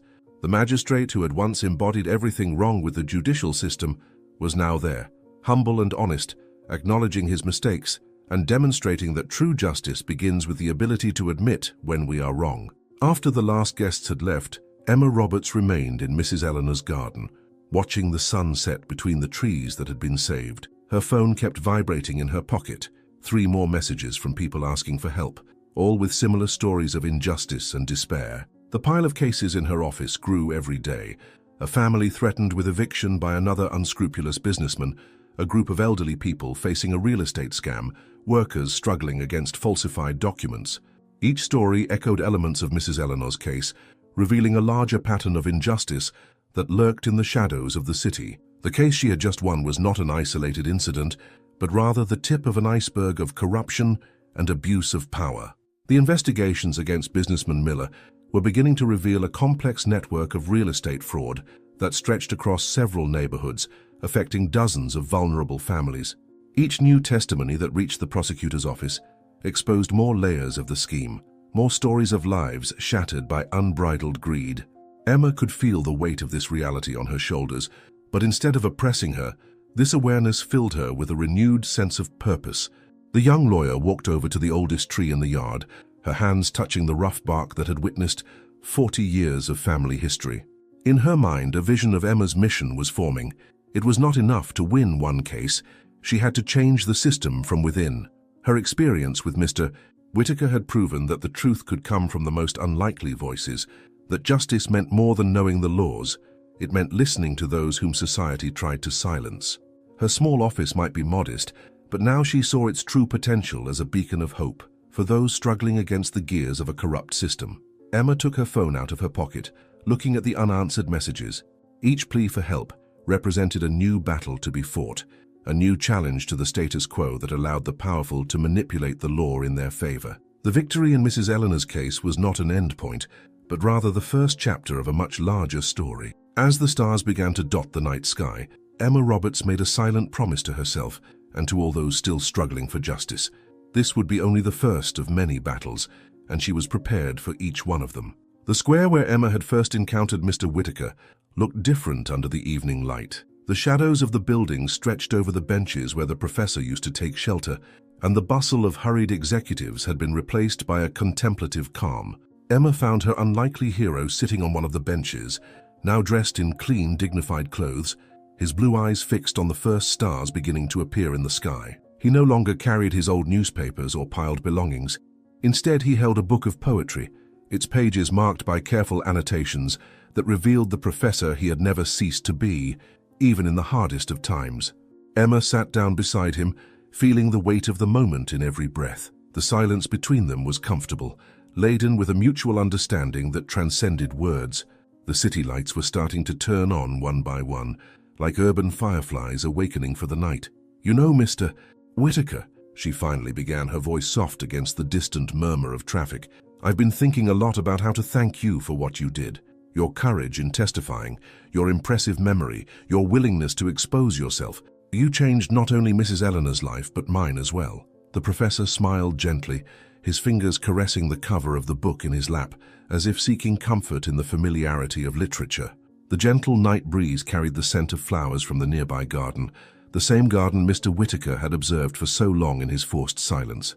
Emma continued, carefully choosing her words. "I'd like to help you in some way. I know the university offered the visiting professor position, but if you need anything else..." Her voice carried the sincerity of someone who had learned to see beyond appearances, of someone who understood that human dignity could not be measured by titles or possessions. Mr. Whitaker opened his book of poetry, the yellowed pages whispering like ancient confessions. "You know young Emma," he began, his educated voice carrying the wisdom of someone who had known both academic halls and the cold sidewalks of the city. "All those years on the streets, I never stopped teaching. Sometimes it was the children passing by on their way to school, curious about the man who was always reading. Other times it was other homeless people, thirsty for stories that would make them forget their hunger." He paused, turning a page with reverent care. "Life took many things from me, but it could never take away my knowledge, the dignity of being who I am." Emma watched attentively as he continued his narrative, realizing how each word carried the weight of experiences that many preferred to ignore. The square around them seemed to have transformed into an intimate stage where a story of redemption was being gently unfolded.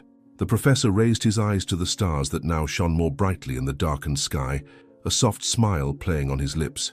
"The true help, my young friend, you've already given me. It wasn't just getting me off the streets or giving me back the opportunity to teach. It was something much more valuable. You gave me back my voice. You allowed me to use my gift, this memory that some call extraordinary, to make a difference in someone's life." Emma remained seated beside Mr. Whitaker, watching the way he leafed through his book of poetry, his fingers gliding across the pages with an almost ceremonial delicacy.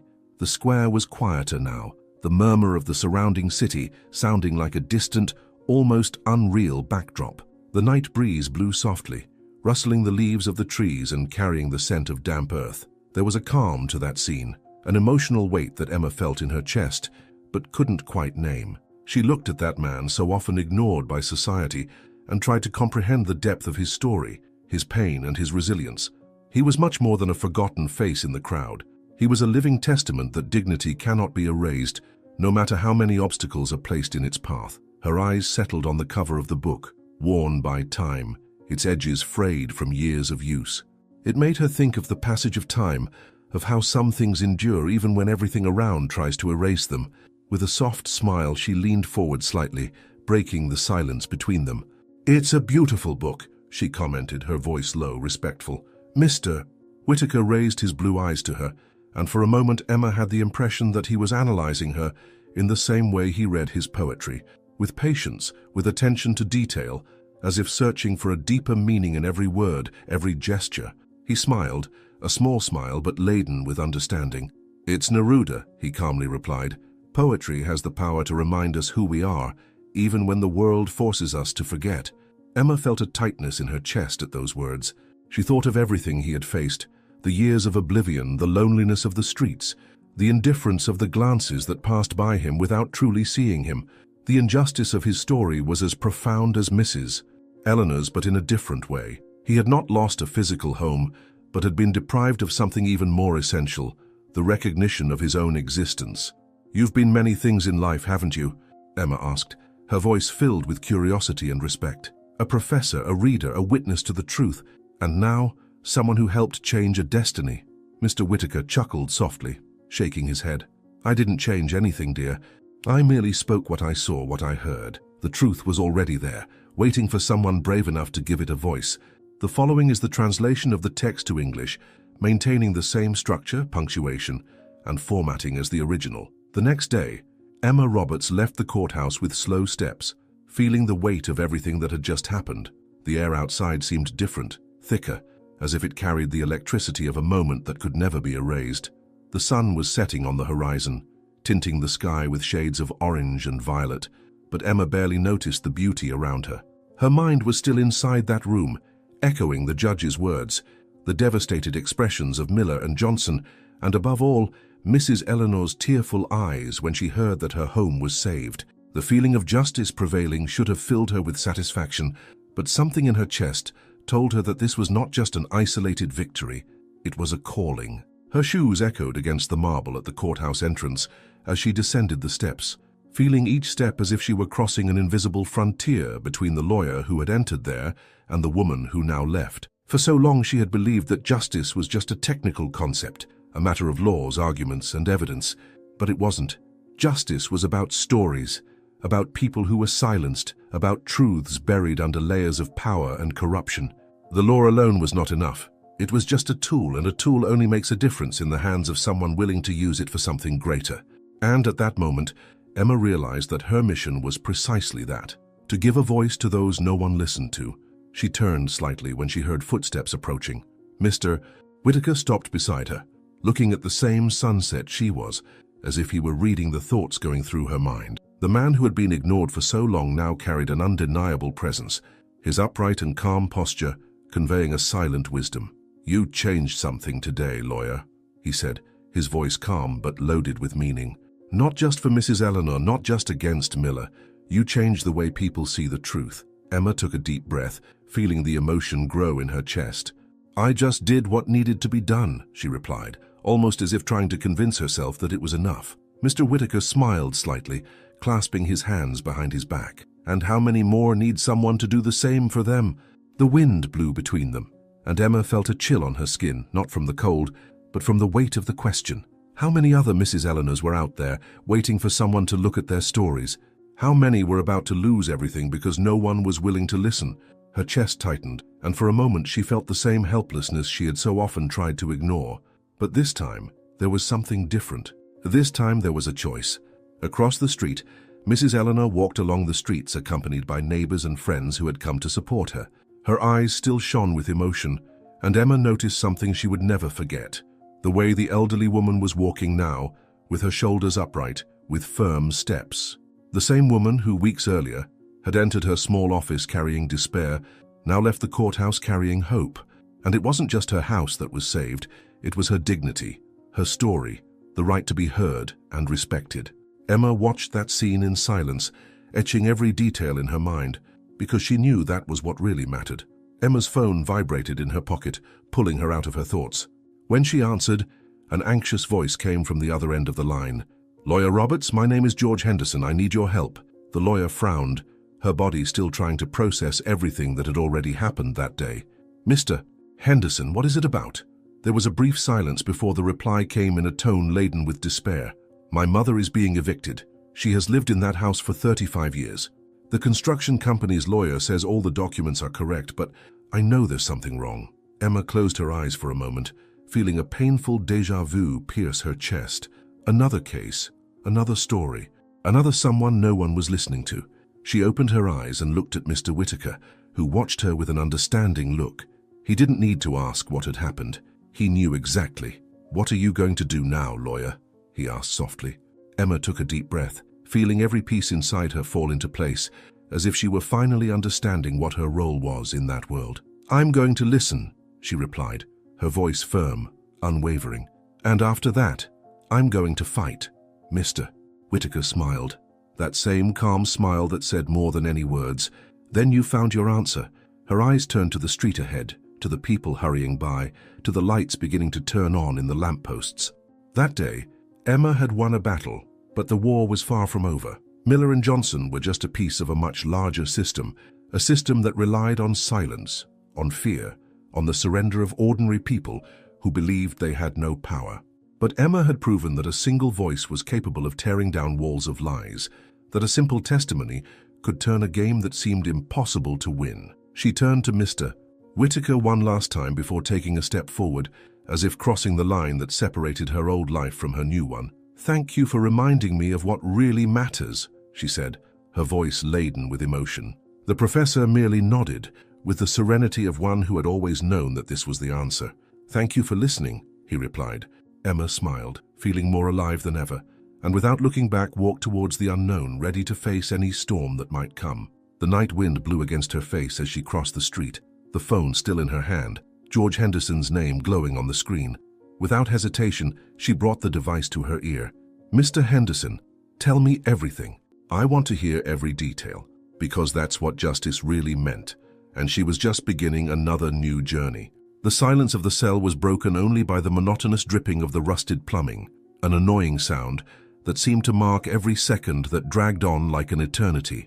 Attorney Johnson, once a respected lawyer, sat on the small concrete bench, his eyes fixed on the dirty wall in front of him. His expensive suit had been replaced by the beige prisoner's uniform, and the Italian shoes he once flaunted were now mere memories of a life that had unraveled before him. The years of manipulation, courtroom games, and well-calculated bribes had all ended the moment the judge pronounced his sentence. The weight of humiliation was unbearable, but there was something worse, the certainty that no one feared him anymore, no one respected him.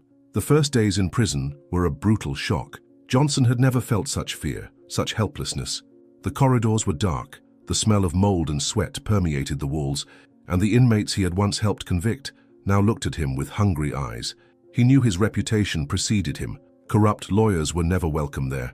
In the cafeteria, he avoided eye contact, keeping his head down as he chewed the flavorless food. The guards treated him with indifference, without the slightest regard for the authority he had once wielded. But the worst was yet to come. In the third month of his sentence, Johnson received an unexpected visit. Sitting in the visitor's room, he waited anxiously, uselessly adjusting the collar of his crumpled uniform. The door opened and, to his shock, Emma Roberts walked in. For a moment, he didn't know how to react. The young lawyer responsible for his downfall remained standing before him, her hands crossed in front of her body, her eyes assessing every detail of the decadence that now defined him. There was no more arrogance in her face, no more mocking smile that she had so often used against her opponents in court. Johnson cleared his throat, trying to regain some dignity. "Came to see me triumph, Lawyer Roberts." His voice came out hoarse, weakened by his time in prison. Emma tilted her head slightly as if considering her response before speaking. "No," she replied, her voice firm but without rancor. "I came to see if you've learned anything from all this." He laughed, a short, humorless laugh. "Learn? I've learned that lawyers like you don't know how to play the right game. You think justice is a matter of morality, when in reality it has always been about power." Emma didn't look away, but there was something in her eyes that unsettled him. It wasn't contempt, it wasn't superiority, it was pity. And that angered him more than any insult she could hurl. "Justice isn't always perfect, Johnson," she said, crossing her arms, "but sometimes, just sometimes, it gets it right." He clenched his fists on the table, feeling a powerless rage growing in his chest. He wanted to argue, wanted to shout that all of this was a mistake, that he shouldn't be there, but he knew it was a lie. He had falsified documents. He had corrupted the system. He had been caught, and now he was paying the price. Time inside prison was cruel. The days blurred together, and the only thing that broke the monotony were the forced tasks he received. He who had once used Montblanc pens to sign fraudulent contracts now held worn brooms to clean filthy corridors. He felt the stares of the other inmates on him, some filled with hatred, others laden with mockery. In the 4th month, he was transferred to a different block, where he was forced to share a cell with a man he had helped convict years ago. There was no greater irony than that. On the first day in the new cell, he smelled the strong scent of cigarette smoke mixed with sweat and metal. The other inmate, a burly man with a predatory gaze, smiled as he saw him enter. "Well, well, if it isn't the lawyer for the rich." Johnson froze. He knew that face. It was Mike Turner, a criminal he had helped convict for trafficking years ago. The man cracked his knuckles, slowly walking around the cell.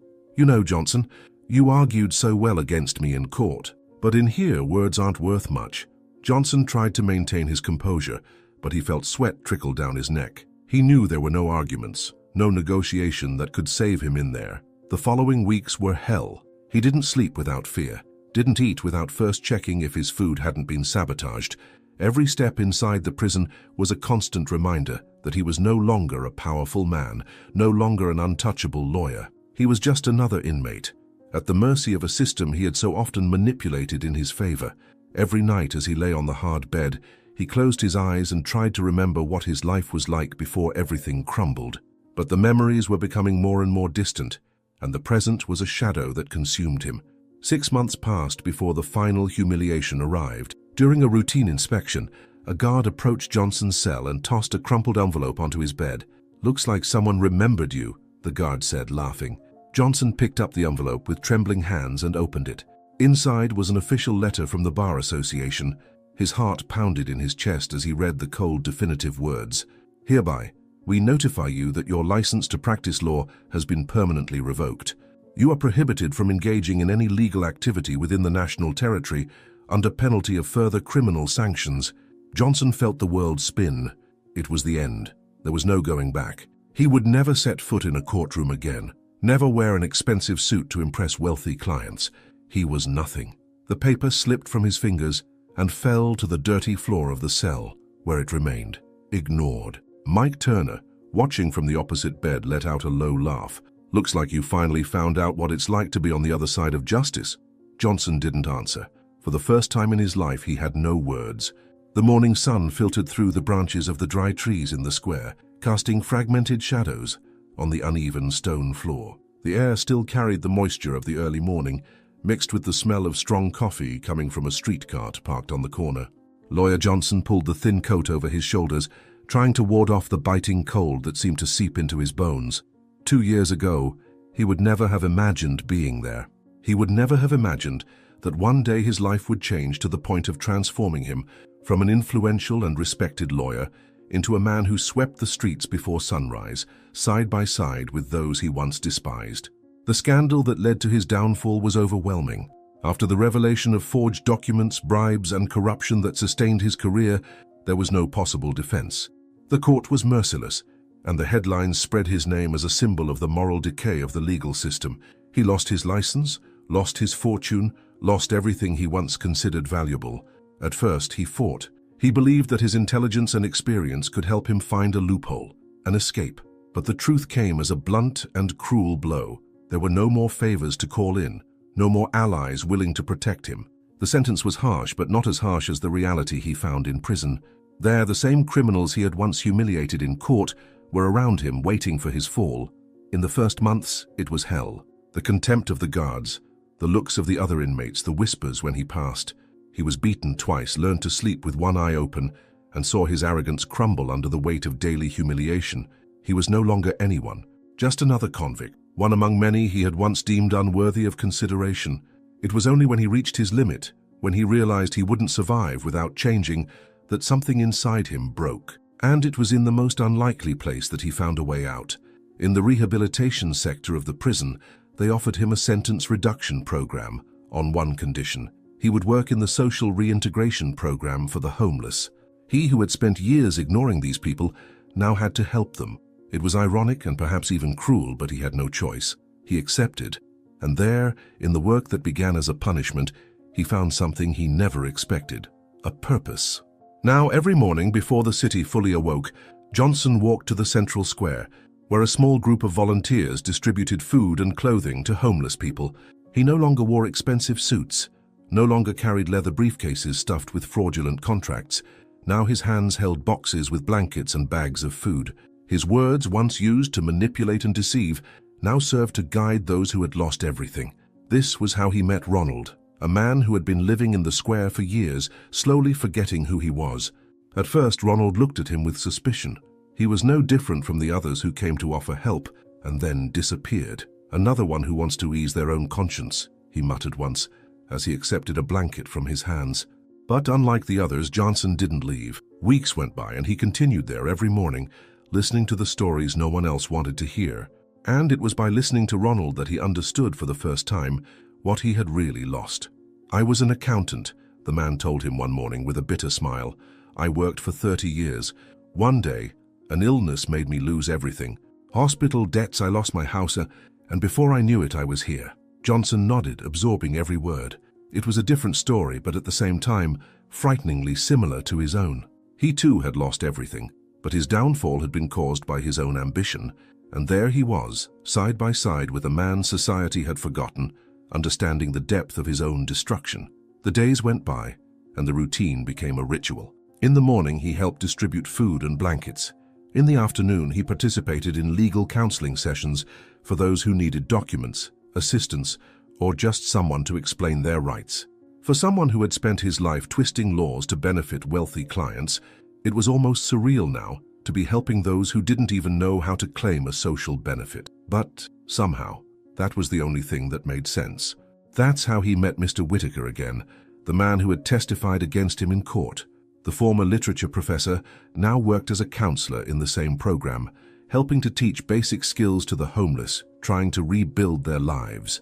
When their eyes met for the first time since the trial, Johnson felt the weight of crushing shame. He expected disdain, he expected insults, but to his surprise, he found something completely different.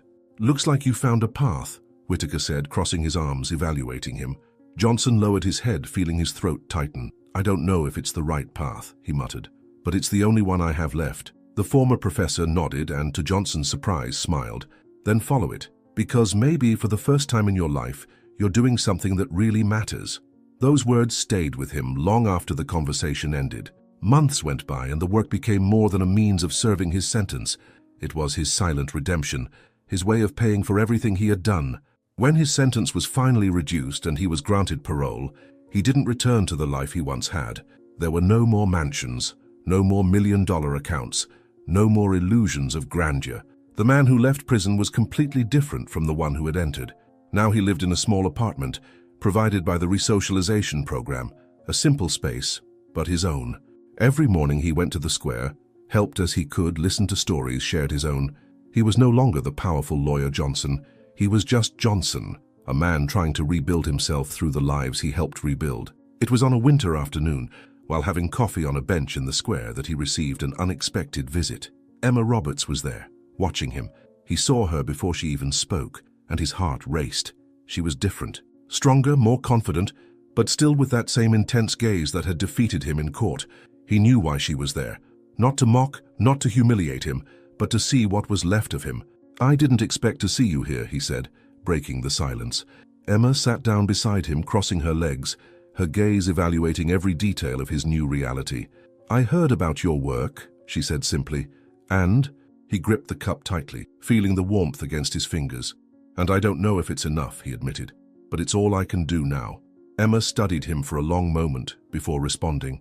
"Sometimes justice isn't about punishment," she said with a small smile. "It's about transformation." Johnson laughed, a short and sincere laugh, something he hadn't done in a long time. She was right, and for the first time, He accepted that without resistance. There was nothing more to question. The poetic justice he had so feared had been fulfilled. Did you like the story of Emma Roberts and Eleanor Simmons? Then subscribe to the channel, leave your like and check out the next one that is waiting for you here on the screen. I'll see you there.